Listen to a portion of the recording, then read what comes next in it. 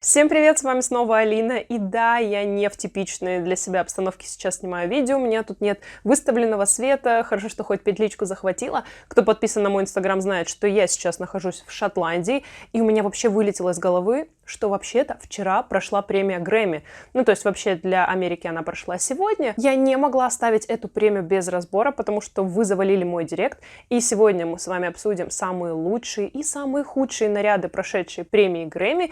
А поверьте, обсудить есть что, потому что, у меня есть мнение практически на каждый наряд, и мне хочется поделиться им с вами, поэтому давайте поскорее обсуждать наряды. И первая исполнительница — это Лиззо, надеюсь, я правильно поставила ударение. Она выбрала для себя белый наряд, белое платье от Versace. У нее очень продуманный образ, его, кстати, очень многие критики как раз-таки хвалили. Мне реально нравится то, насколько он законченный. Единственное, я бы, наверное, убрала все-таки украшения, но вы понимаете, я уже говорила, что на таких премиях украшения, это такой договорняк, и в данном случае без колье, без вот этих вот бус смотрелось бы гораздо лучше, а так реально у нее полностью продуманный образ, у нее даже маникюр, подходящий под платье, ей безумно идет белый цвет, мне очень нравится эта укладка, этот макияж, вот прям такой, знаете, классический, трендовый, и мне нравится, что здесь есть некая отсылка к образам 40-х годов, такого старого Голливуда, но Голливуда не 20-х, а именно 40-х, безумно красивый, мне кажется, образ удачный такой и, роскошный, как его еще можно назвать. И еще один роскошный образ нам представила исполнительница Ариана Гранде, которая выбрала для себя платье от Giambattista Valli, очень красивый, королевский, можно сказать, образ. Многие сравнили это платье, кстати, знаете, с нарядом Золушки, если можно так сказать. И, кстати, серый цвет, что тоже не очень типично для красных ковровых дорожек. Но, кстати, на этой ковровой дорожке серый, можно сказать, был одним из трендовых оттенков, что немножко удивительно, потому что, опять же, не самый популярный цвет, но мне безумно нравится этот образ Арианы. И, кстати, она выбрала не один образ, у нее было два платья, которые между собой, действительно перекликались. Первый от Giambattista Valli, а второй от Schiaparelli. То есть она в лучших традициях модницы переоделась два раза. Мне это платье очень нравится, оно действительно такое, знаете, роскошное, достойное красной ковровой дорожки. Примерно такие наряды я представляю на крупных премиях, а тем более Ариана была далеко не в одной номинации, она была одной из фавориток этой премии, но, как мы все с вами знаем по прошедшей церемонии, фаворитка оказалась, действительно одна, но это не Ариана, и о ней мы поговорим далее. В общем, мне нравится и то, что здесь перчатки в тон платья, и мне нравится ее укладка, макияж у нее, в принципе, всегда одинаковый, и это однозначно один из моих любимых образов на этой церемонии. Далее у нас Cardi B, какая же красная ковровая дорожка без нее, и какая же красная ковровая дорожка без дуэта Cardi B и Mugler, потому что Cardi B действительно любит этот модный дом, и она умудряется по-новому носить те вещи, которые, например, были актуальны в 90-е. То есть она очень любит надевать какие-то ретро-наряды, и вот этот вот ее образ очень многие модные критики как раз-таки одобрили и похвалили. Мне кажется, что образ удачный, особенно на фоне того, что обычно выбирает Карди, потому что далеко не всегда у нее образы, знаете, такие, скажем так, хотя бы что-то прикрывающее. И, кстати, она реабилитировалась на автопати. На автопати она была, как обычно, довольно проветриваемая, я так называю такие наряды, но в целом вот этот образ от Mugler мне нравится тем, что он смотрится эффектно, но не переходит в разряд, знаете, сценических нарядов, то есть там такое ощущение, что она там готовится к выступлению в каком-то мюзикле. Нет, здесь все хорошо, и что для Cardi B, поверьте, очень даже удивительно. А далее, собственно, у нас фаворитка этой церемонии, которая забрала все награды, она побила, мне кажется, по-моему, даже рекорд, который не побивался уже очень-очень много лет. В общем, триумфаторша этой премии Грэмми Билли Айлиш, и она Total Луки Гуччи, собственно, уже это, в принципе, современная классика в плане дуэтов. Наряд, который идеально сочетается с ее оттенком волос, оттенком ее корней волос. И, понимаете, вот есть разряд знаменитостей, от которых мы не ждем модных экспериментов, от которых мы не ждем чего-то трендового, чего-то там актуального. Билли Айлиш относится к категории людей, у которых есть не то, что свой стиль, у них есть полностью выдержанный и продуманный образ. Вы не увидите Билли в каких-то платьях, вы не увидите ее в чем-то не оверсайз. У Билли есть абсолютно прописанный и, возможно, скорее всего, придуманный ею образ, которого она придерживается. И это всегда вот такие вот пижамы, то есть то, в чем она выступает, то, в чем она появляется на модных премиях. И мне на самом деле нравится, с одной стороны, это, но с другой стороны, это не какая-то тема для обсуждения в моих видео, но Билли, конечно, в своем стиле, и это здорово. Она все-таки реально талантливая исполнительница, знаете, Грэмми всем подряд не раздают, и абсолютно выдержана, абсолютно в ее стиле. Lil Nas X тоже относится к категории таких знаменитостей, как и Билли, как и человек, о котором мы с вами поговорим далее, да, уже догадались, о ком я буду говорить, потому что, ну, он пришел в Versace, Total Look и розовый цвет, вот этот вот розовенький ковбой, понимаете, это то, о чем я вам говорю. Это у человека полностью есть свой образ, и Lil Nas нас как бы, да, так смешно звучит, Lil Nas нас не радует какими-то новыми взрывоопасными треками. Вот у него есть вот этот вот супер хит, он там пытается что-то выпускать, но хит у него все-таки пока один, и больший резонанс сейчас вызывают не его новые музыкальные работы, а наряды, в которых он появляется, и это стабильно ковбойская шляпа, и просто какая-то интерпретация на тему кислотных оттенков и тому подобного. Розалия выбирает Александр Вэнг, и это красная кожа, это бахрома. Это не совсем актуальный и трендовый какой-то силуэт, трендовое решение, потому что вот эти вот плетеные ремешки еще не тренд, но вот ближе к антитренду, и их два. Это уже, в принципе, более трендовое решение, то есть так, наверное, это компенсируется. И бахрома тоже уже, знаете, отжила свое, но мы говорим с вами не о трендах, мы говорим именно о красной ковровой дорожке, и образ смотрится органично. Это то, чего я в первую очередь жду от знаменитостей, чтобы они смотрелись органично, чтобы образы не были вымученными. Здесь, мне кажется, все органично.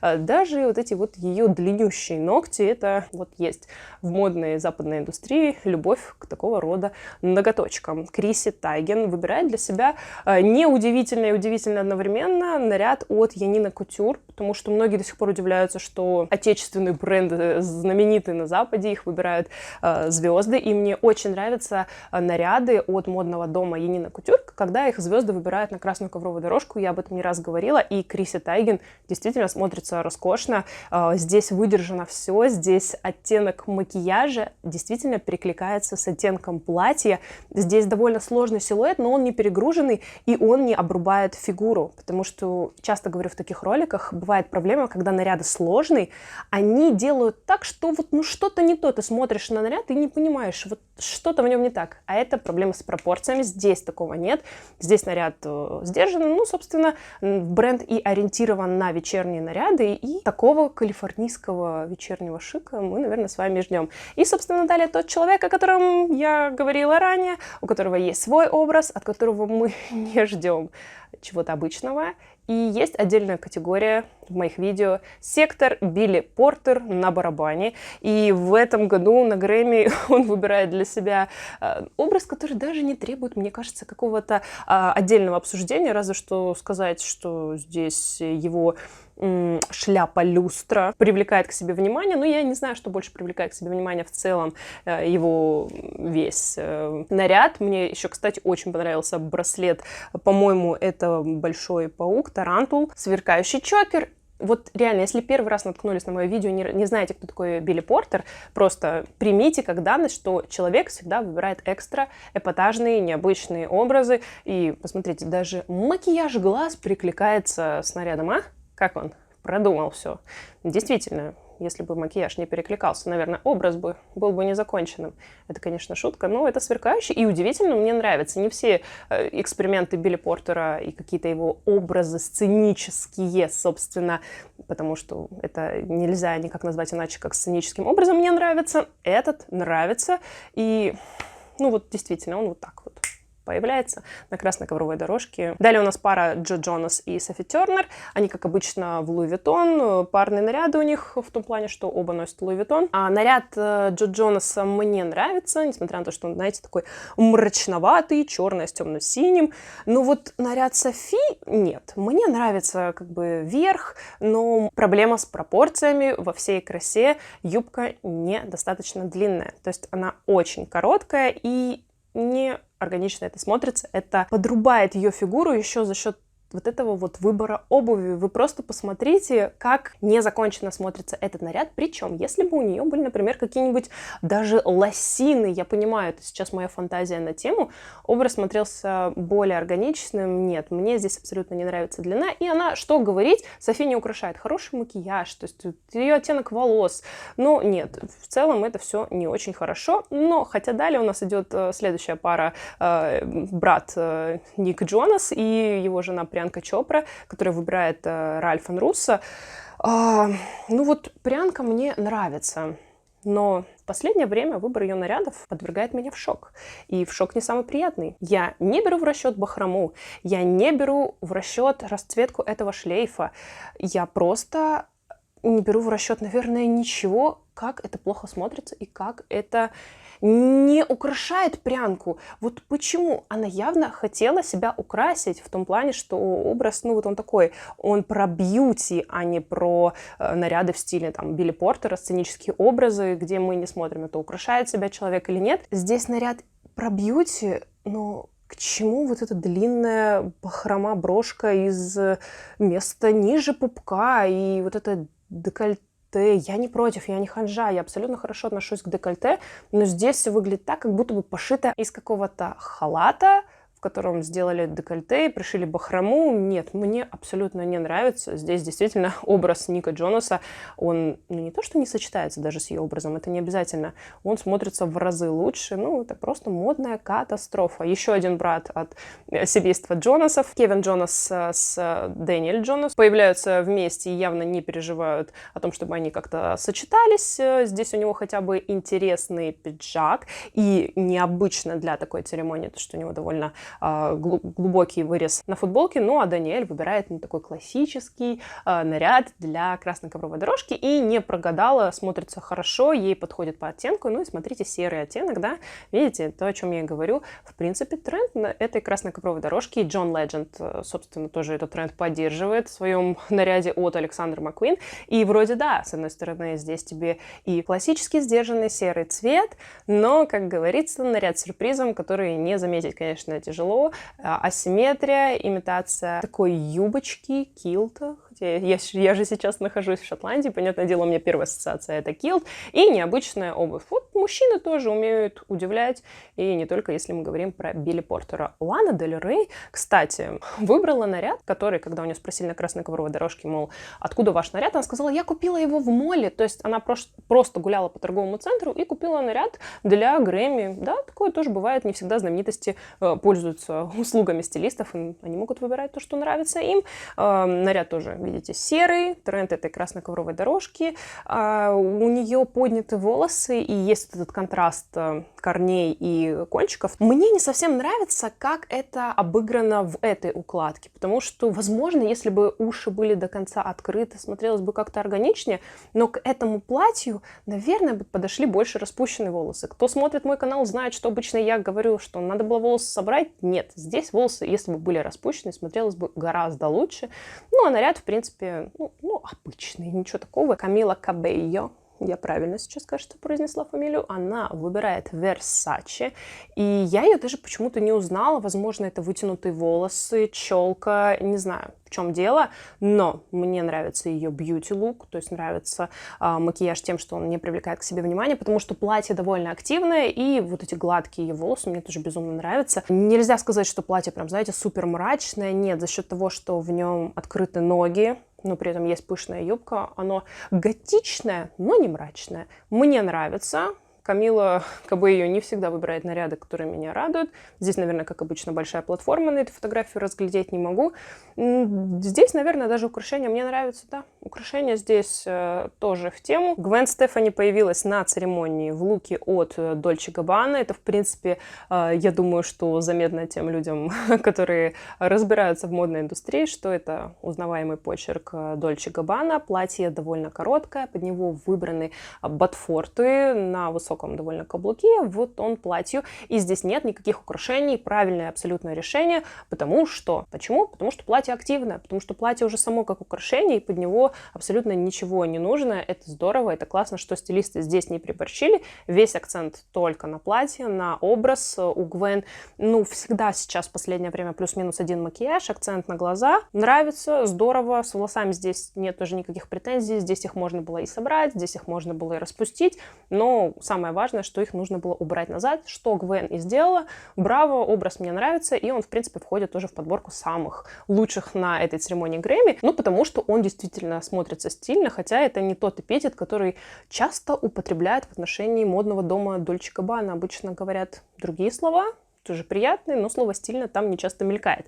Хайди Клум, наверное, Хайди Клум, выбирает тоже наряд, знаете, в своем стиле. Здесь абсолютно ее типичный макияж, ее типичная укладка, ничего нового, никаких экспериментов, это абсолютно нормально. Наряд, который, знаете, вот так с сюрпризом, секретом, чтобы и ножки оголить, и декольте, чтобы было, но в то же время такая полупрозрачная ткань, абсолютно в ее стиле, и она в таких образах смотрится органично. Вот лучше, когда она выбирает такие наряды, а не когда пытается тяжелые эксперименты привносить на красные ковровые дорожки. Здесь все смотрится хорошо, и наряд не утяжеляется как раз-таки за счет того, что правильно подобранные босоножки. Была бы другая обувь, можно было бы накосячить. Мэгги Роджерс выбирает для себя платье Шанель, и очень многие модные критики включили ее в подборку самых лучших платьев этой церемонии. Но вот сами подумайте, я вам сейчас несколько нарядов уже показала, дальше будут еще. И вы действительно думаете, что этот образ можно отнести к разряду лучших на этой церемонии? Нет. Причем, да, можно принять платье Шанель, такой, знаете, дом моды Титан. Не будем, да, вот, допустим, придираться к платью, почему кто-то решил распустить волосы и выпустить их вперед, при этом выбрав такой, ну вот, очень легкий макияж, потому что платье иногда все-таки обязывает к какому-то макияжу и хотя бы какому-то акценту. Вот под это платье нужен был акцент хотя либо на глаза, либо на губы, либо хотя бы собрать волосы, либо хотя бы убрать их назад. Но здесь не выдержано ни одно из этих либо, и поэтому назвать этот наряд одним из лучших на церемонии я бы не стала. Вот эти выпущенные волосы вперед и подкрученные, они портят. Нельзя сказать слово, знаете, дешевят платье. Но это действительно так, и это грустно. Это грустно, когда такие платья умудряются испортить. Я понимаю, что это не самое лучшее платье в коллекциях модного дома Шанель, но вот в таком исполнении это не смотрится как образ, в котором есть платье от Шанель. Бэби Рекса тоже любит, чтобы был, знаете, такой налет сценического образа, то есть она не фанат каких-то там классических нарядов, ей нужно, чтобы было либо оголено, декольте она очень сильно любит, она любит и ноги оголять, но декольте это прям ее фишка, и у нее наряд от Кристиана Кован. Мне нравится то, что здесь не просто декольте, знаете, вот так вот сейчас, как модно в мужском стиле костюмы оверсайз, там, чтобы грудь было видно, нет. Здесь все компенсировано тем, что есть вот эти вот кристаллы, которые перекликаются из декольте и на руках. Во всяком случае, необычное решение, да, вот не просто как в стиле Беллы Хадид оголиться, а выбрать именно такой наряд. И классно, что здесь асимметричная укладка, то, что волосы перекинуты на одну сторону, это смотрится интереснее, и за счет этого образ получается свежее, если можно так сказать. Супермодель Алессандра Амбросио выбирает тоже нетипичный, наверное, для себя наряд, потому что она тоже любительница таких нарядов, как Хайди Клюм, но она выбрала наряд от модного дома Бальман, с которым она очень давно и плотно сотрудничает, и украшения от бренда Тасаки. Мне нравится обувь, мне нравится то, что здесь у наряда есть такой посыл, что это, ну, вот двойственность, знаете, как любят объяснять наряды свои дизайнеры. Мне нравится, что это такой двойной наряд. То есть, с одной стороны, ты поворачиваешься, опа, у тебя один образ, а с другой стороны, аж короткие шортики, а? Не хотели? То есть, с одной стороны, ты вся такая плотно закрытая, а с другой стороны, ты такая, хей, у меня тут есть красивые длинные ноги. Это интересно. Вот такие наряды действительно интересны, и этот наряд не портит Алессандру, что самое важное. Мне не совсем, наверное, нравится выбор сережек, потому что, ну, я не могу понять, на что мне обращать внимание, на серьги, либо на ее наряд. И на мой такой, знаете, скромный взгляд, хорошо, когда есть один такой смысловой акцент. Здесь можно было ограничиться либо нарядом, ну, и сменить сережки. Ну, в целом не критично, но, знаете, вот сейчас опять скажу в своем стиле, если бы она сделала высокий хвост, было бы гораздо лучше. А здесь из-за волос у меня еще больше внимания идет на сережки, так что если бы здесь был собран высокий хвост, ну, наверное, было бы вообще без претензий. Далее у меня будут явно большие проблемы с произношением имени, ну, в общем, FKA Twigs выбирает наряд, который тоже входит во всевозможные рейтинги как самый красивый и запоминающийся на церемонии Грэмми. Я его тоже могу отнести действительно к самым запоминающимся на этой церемонии. И он, что удивительно, он претендует на то, чтобы, знаете, быть таким сценическим, но при этом он сохраняет вот эти нотку наряда с красной ковровой дорожки. Здесь вот буквально миллиметр, и был бы уже совсем сценический наряд. Вот действительно, знаете, такой образ, который хочется рассматривать, как я люблю говорить. И здесь много деталей, но они между собой не спорят. Даже вот эта свисающая ленточка посередине меня не совсем бесит. Без нее, конечно же, было бы лучше. Потому что, ну, вы сами это понимаете, если ее убрать, смотрелось бы органичнее. Ну, хотя я, конечно, не фанат таких образов. Я никогда не включу такой наряд в список самых красивых на красной ковровой дорожке. Но запоминающимся я его точно назвать могу. Образ, который мне понравился своей необычной идеей, это Тайлер, The Creator. И вот вы сейчас смотрите, и вы сразу понимаете, что это модная ирония. И когда у него спросили, почему такой выбор наряда на красную ковровую дорожку, он сказал, что я очень часто путешествую, и, соответственно, я часто бываю в гостиницах, и в каждой гостинице есть такой вот портье, который тебя встречает, помогает с чемоданами, и я хотела как бы отдать дань уважения этим людям, сказать спасибо тем людям, которые там делают нашу жизнь чуть проще в гостиницах. Ну, такое, знаете, прикольное объяснение и необычный образ. Это не совсем в стиле Грэмми, но на Грэмми в последнее время знаменитости стали иронизировать по поводу нарядов. Прекрасно замечаете, что уже никто не расфуфыривается. Как говорят, все стараются удивлять. Либо выбирать что-то супер красивое, например, как Ариана. И в данном случае мне нравится вот эта ирония на модный мир, но это реально просто прикольно. То есть тут не нужно никаких модных обсуждений, можно просто сказать, что это прикольно. Это правда. Еще многие модные критики хвалили наряд от Грейс Элизабет. Это супермодель. И ее наряд на самом деле относится не к разряду красных ковровых дорожек, а такое, знаете, автопати. То есть такие платья легко представить можно на автопати там, Victoria's Secret, на автопати даже церемонии Оскар. Но это не совсем образ для красной ковровой дорожки. Не критично. Ей, конечно, этот наряд идет. И опять же, серебристый, серый, да, вы заметили, это тренд, я уже об этом говорила. Девушка очень красивая, ей, в принципе, что угодно подойдет. Мне здесь нравится то, что обувь прозрачная, и за счет этого образ смотрится еще легче. Вот, ну, она вот такое ощущение, что просто надела на себя кусочек сверкающей такой легкой ткани, и вот как будто бы осталась такой немножко обнаженной. Мне это решение нравится, опять же, эти прозрачные босоножки, но это, ну, наряд действительно для автопати. Далее на красной ковровой дорожке была Лайза Коши, я ее просто обожаю, она нереально энергичный, позитивный, я не знаю, когда я слушаю ее интервью, какие-нибудь ее видео смотрю, это супер позитивчик, супер энергия, и она в последнее время действительно, знаете, такой постоянный член красных ковровых дорожек, она также в том числе и журналист, которая ведет, то есть, интервью со звездами на красных ковровых дорожках, то есть, ну, довольно, знаете, такой один из самых влиятельных блогеров вообще, в принципе, на Западе, в принципе, даже в мире, и она выбирает наряд от Памела Роланд, правильный, законченный, здесь идеальное сочетание с обувью, Лайза очень невысокого роста, мне здесь все нравится, единственное, наверное, ну, конечно, к макияжу можно придраться, за счет того, что, ну, знаете, я, наверное, не объективна. Вот я должна оценивать этот наряд, но мне нравится Лайза, и я не сильно могу покритиковать этот образ, хотя на самом деле, если бы его выбрала другая знаменитость, может быть, я активнее критиковала. Но в целом вот эта расцветка, напоминающая зебру, бахрома, да нет, не так все плохо, вот только макияж, наверное, все портит. Ну вот, ну он не актуальный, он абсолютно... Я понимаю, его сделали для того, чтобы он перекликался с платьем, но здесь смотрелся бы лучше, что удивительно, акцент на губы и более нейтральные глаза, ну и, наверное, по-другому прорисованные чуточку брови, потому что здесь они конфликтуют с оттенком волос. Мужчины продолжают нас удивлять, продолжают экспериментировать. Вот так Стив Лейси тоже выбирает для себя серый. Бусики, да, вот кто сказал, что это только для женщин. Ну и максимально эпатажный, максимально сложный образ. Ну, то есть его обувь мне напоминает, знаете, лыжные ботинки. Когда я на них смотрю, кажется, что да, такие крепятся к лыжам.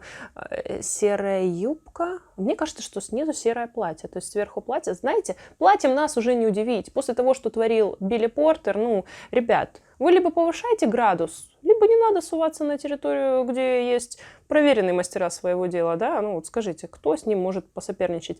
Я не знаю, кто такая Кимберли Шлепман, но это катастрофа. Давно я не видела таких плохих нарядов и таких плохих бьюти-образов в плане сочетания платья и прически. Здесь хорош только, наверное, макияж. И я в шоке с того, какой неподходящий цвет ткани. Здесь все плохо. Если я сейчас начну разбирать, я просто очень долго буду это делать, потому что здесь плохо все. Каждая деталь этого платья сделана плохо, не трендово, не актуально.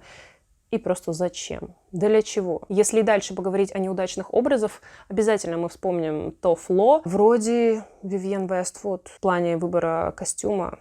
Точнее, это, я так понимаю, возможно, даже комбинезон. Вроде агент провокатюр бра и обувь от Миу Миу, но нет. Вместе все это смотрится, ну, как-то не очень. Еще украшения. Причем, наверное, да, если бы не было украшений на шее, нет, я бы все равно включила этот наряд в разряд неудачных. Макияж пытался перекликаться с бра и с обувью. Но за счет этого глаза выглядят уставшими, как будто бы она плакала. Укладка неподходящая. Если бы она просто вот так до конца бы прилизала волосы, а здесь прилизана макушка, но при этом чуть-чуть подвиты кончики. Это смотрится плохо. Если бы реально хотя бы собрали вот эти ее волосы назад, оставили их гладкими, было бы лучше. И сняли бы украшения. Но это же плохо. Ну вот правда, это не сидит настолько идеально, чтобы это было классно. Это просто провальный, абсолютно неудачный образ. Обсуждать даже особенно нечего. И мне на самом деле даже как-то обидно. Я вот тут листаю наряды, и тут много всего абсолютно неудачного, настолько плохого, что мне даже не интересно это обсуждать. Вот, ну просто посмотрите, тут есть замашки на то, чтобы наряды были интересными, но при этом они настолько провальные, что мне кажется, некоторые знаменитости специально выбирают ужасные образы для того, чтобы про них хоть что-то написали, потому что такие, прям совсем плохие наряды выбирают, не супер знаменитые на весь мир личности, которые, там, явно менее популярные, чем там Билли Айлиш и Ариана Гранде в разы. И, наверное, это какой-то способ выделиться. Я не могу там ссылаться на то, что это там неудачные стилисты. Нет, это просто ужасный выбор нарядов. Непонятно, для чего люди это делают. Я в шоке от этой премии, от большинства нарядов. Если еще первые образы я могла как-то понять, там, топовые знаменитости, там видно, да, что как-то люди старались, чтобы их не сильно раскритиковали, то вот все, что я листаю дальше, меня шокирует в плохом смысле этого слова. И странные выборы расцветок, странные выборы макияжей, укладок. Просто все пытаются выделиться, но, понимаете, просто выделиться — это уже давно не секрет. Сеньора Мэй, я не знаю, кто она такая, но почему это так плохо, почему этот наряд напоминает мне «Игру престолов», вот верхняя его часть. Этот мех, это вензеля, и это... Что нарисовано на ее клатче? Глаз, да, это Кьяра Феррани. Я не понимаю, для чего выбирать такие образы. Может быть, я чего-то не знаю, и была какая-то тайная программа у этой премии для того, чтобы все выбирали максимально странные наряды. Может, была какая-то тема, о которой я не в курсе. Я не знаю. Надеюсь, что Оскар нас с вами порадует и будут классные наряды. Надеюсь, что это видео вам вообще понравилось, что мы тут с вами порассуждали, хотя рассуждаю на этом канале только я. В общем, я сейчас пойду монтировать это видео, потому что из-за этого видео, между прочим, я пропустила ужин. Я не пойду на ужин. Да, Поэтому вы можете мне за это поставить большой палец вверх, написать комментарий, какой наряд вам понравился. Если не нравится, лепите дизлайк. Обязательно подписывайтесь на мой канал и на мой инстаграм. Там моя, кстати, поездочка в Шотландию транслируется. Буду снимать влог. Ну а с вами была Алина. Увидимся в следующем ролике. Пока! Я, конечно, очень сильно люблю свой канал, люблю снимать для вас такие видео, тем более снимать их быстро, но я вот сейчас пригрустнула, что я пропустила ужин. Мой живот сейчас заурчал, вам, наверное, этого не слышно, но мне еще предстоит это монтировать. Что ли, еды в номер заказать? Как же можно монтировать на голодный желудок? Я ж тут помру в Шотландии, ребят, если буду недоедать. Надо срочно это исправлять, да? Как считаете?